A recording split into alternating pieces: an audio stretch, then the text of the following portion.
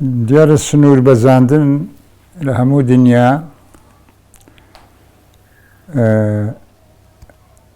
کارێکی قێزەونە، مەسەلە کارێکی زۆر ناشیرنە، بەڵام بەنیسبەت ئەو وڵاتەی سنووری دەبەزێندرێ، ئەوجا هەرێمی کوردستان بی یان عێراق بی، ئەوە سیادەی پێشێل دەکری، چونکە هەر دەسەڵاتێک لە دنیا نەتانی سیادەی خۆی ئەرز و ئاسمانی خۆی بپارێزی، بوونی معنایەکی نییە. بوونی هەر وڵاتێک کە نەتانی ئەرز و ئاو و ئاسمانی خۆی بپارێزی، کەواتە بوونی چ معنایەک دەگەێنی؟ بۆیە سنوور بەزاندن هەم لۆ وڵاتی داگیرکار و دەستدرێژکەر بۆ بەزاندنی قێزەون و ناشیرنە لەسەر ئاستی دنیا، و هەم بۆ ئەو وڵاتی سنووری دەبەزێندرێ کە سەروەری پێشێل دەکرێ، ئەوە هیچ معنایەک بۆ حکومڕانی و دەسەڵاتەکەی نامینی، چونکە ئەگەر ئەو دەسەڵاتە بە هەر ناوێک بی، بە هەر عنوانێک بی، نەتانی سنوورەکانی خۆی بپارێزی، ئاسمانی خۆی بپارێزی، بەڕاستی حکومڕانی نەکا باشتر. هەر ئەوەیە وەکو باسم کرد، ئەوە بەزانی سنوورە، یعنی ئەگەر بێت و ئەو دەسەڵاتەی حکوم دەکات لە کوردستان یا لە عێراق، هەرچەندە عێراق و کوردستان تا ئێستا وڵاتێکە.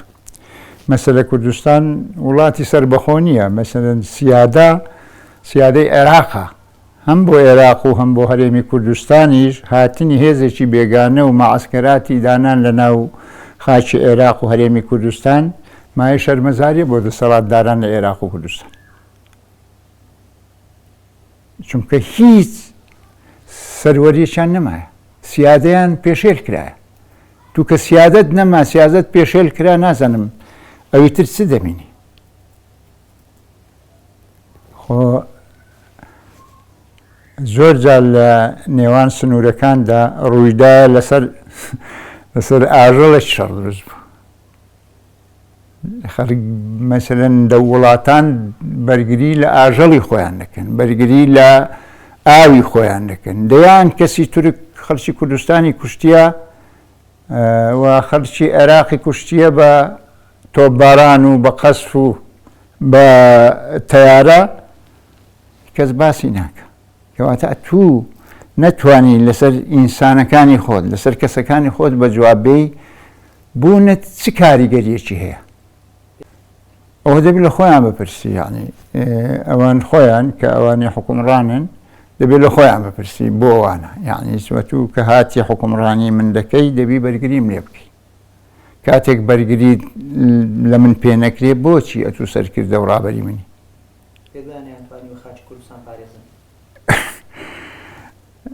نەخێر نەیانتوانی خاچی کوردستان نەگرن نەپاران، هەموو چۆل کرایە. خۆ کوردستانەوە هەمووی بوویتە مەیدانی ململانەی مێزەکانی ئەقلیمی، مێزەکانی جیرانی هەرێمی کوردستان. نازانم شەنگار ئەتو چۆن معلوماتت هەیە، ڕەنگە نەیانەوێ دێ بکەوتەوە دەست حکومەتی عێراقیان سەربەخۆ بی یان هەر چۆنێک بی. شەنگار شوێنێکی ئستراتیژیە، هەم بۆ تورک، هەم بۆ عێراق، هەم بۆ ئێران و هەم بۆ کوردستان و بۆ ئێزیدەکان خۆشن. شەنگار شوێنێکی زۆر ئستراتیژی و شوێنێکی گرنگە. فعلەن ئەو پێشنیارەی کە خۆبەڕێوەبردن ئێزیدەکان، چونکە ئەو کارە ساتە گەورانیان زۆر بەسە هاتیە، ئێزیدەکان نەکە ئەو جارە دەیان جاریتکەوەیان لێ هاتیە و قەدریان زۆر لێکرایە و ئەو دەسەڵاتەی هەژبوو نەیتانی بیان پارێزی، و ئەگەر بتانن خۆبەڕێوە بەریەک ڕێک بخەن و خۆیان بەرگری لە خۆیان بکەن، کارێکی باشە. بەڵام ئەگەر تو بێی مقارنە بکەی لە ڕووی نەتەوەییەوە، لەدەست شەنگار لەسەر حکومەتی عێراق بی باشترێ یان لەسەر هەرێمی کوردستان بی، ئەمن هەتمەن دەرێن لەسەر هەرێمی کوردستان بی، چونکە بە باش یا بە خراپی خۆم پێ لە باشی خەرچی باشتر لە ڕووی نەتەوەییەوە. بەڵام لە ڕووی گرنگیەوە فعلەن ململانیەکە لە بینی عێراق و حیزبە کوردستانیەکان و عێراق نییە مەسەلەی شەنگار. مەسەلەی شەنگار لە بینی ئێرانە، لە بینی تورکیایە. ئێران دەیەوێ هیلالی شیعی دروستکە لە ئێرانەوە بەڕیەن بێ هەتا دەگاتە سووریا لە خانەقینەوە بێتە مەخمور و بێتە مووسر و بستە شنگار و بستە سووریا بەڕیەن هیلالی شیعی دروستکە ئیشی لەسەر دەکە. مقابلی ئەوە تورکیا دەیەوێ قاعیدەی زەوی قاعیدەی خۆی بینی لە شنگار داینی، هەم ڕۆژ ئاوا جوولانەوەی ڕۆژ ئاوا زەعیف بکە، هەم پەکەکە لێک دابڕێنی و هەم لەوێن دەرێژ هەڕەشەیەکی گەورەیە تورک ئەگە بێ لە شنگاربی و بتەکیدیش بەجێی نایلی. بۆیە مەسەلەکە ئەوەیە لە دەست کورد چوویتە دەرێ جارێ ئەمە مقارنەی ئەوە بکەین ئایا کورد پارتی چ دەکا یەکێتی چ دەکا عێراق چ دەکا. مەسەلەکە تورک و ئێرانە حالیەن لەسەر شنگار، هیچ لە دەسەڵاتی کوردی نییە مەسەلەکە. تورکیا دەوێت لە ڕێگای خۆی وە کورد بەکاربینی، ئێرانیش بە هەمان شێوە مەسەلە ئێرانیش دەوێت عەرەب بەکاربینی. هەموویان جۆرێک لە مستەعمەرەیان هەیە لە کوردستان و عێراق، ئەوجا لە کوردبی یان لە عەرەب. ئێران مستەعمەرەی خۆی هەیە لە عێراق و تورکیش مستەعمەرەی هەیە لە کوردستان. بۆیە لە ڕێگای هاوپەیمانەکانیان کە هەیانە دەیانەوێ هەر کەسە ئیشەکانی خۆیان جێبەجێ بکەن و ململانێ و ئەوەیە بزانین چێ دەیباتەوە. بەڵام بەعام هەر لە دەست عێراقبی باشترە. هەر مەسەلەن چونکە تورێک جاران دەژێڕنەوە دەرێن شێخ مەحموود بریندار بووە گولەکی پێکەتیە کە بردیتیانە هەندستان، دوایە بردیتیانە ئینگلیس، یان دکتۆرەکەی ویستیتی گولەکەی لۆ دەربینی ئینگلیس بووە، گۆتیی ئەو گولە دەرنایە.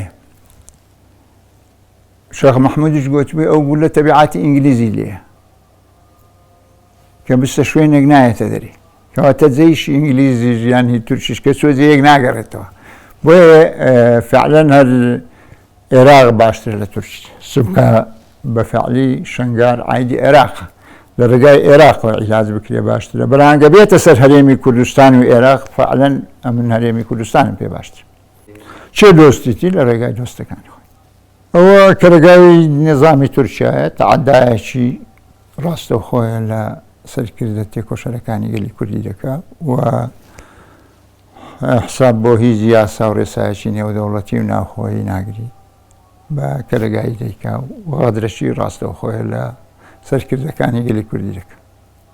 تورکیا بڕوای بە ئۆپۆزیسیۆن بوون نییە، بڕوای بە دموکراسیەت نییە و تورکیا ئێستا هەنگاو دەنێ بۆ دروستبوونی سوڵتانی عوسمانلی. بۆیە ئەو مەسەلەی دموکراسیەت و ئەوانە زۆر جێ پێ نادا. ڕۆژنامە نووس دەگری، ڕۆژنامە نووس سزن دەکا و ئۆپۆزیسیۆن دەگری، کەسایەتی دەگری، پارێزبەندی لەسەر پەرلەمانتار هەرەگری. بۆیە ئەوان تورکیا نظامێکی دموکراتی نییە و بڕوای بە دموکراسی نییە. تورکیا کاریگەری زۆر هەیە لە ناوچەکە، بۆیە وڵاتان مجاملەی دەکەن.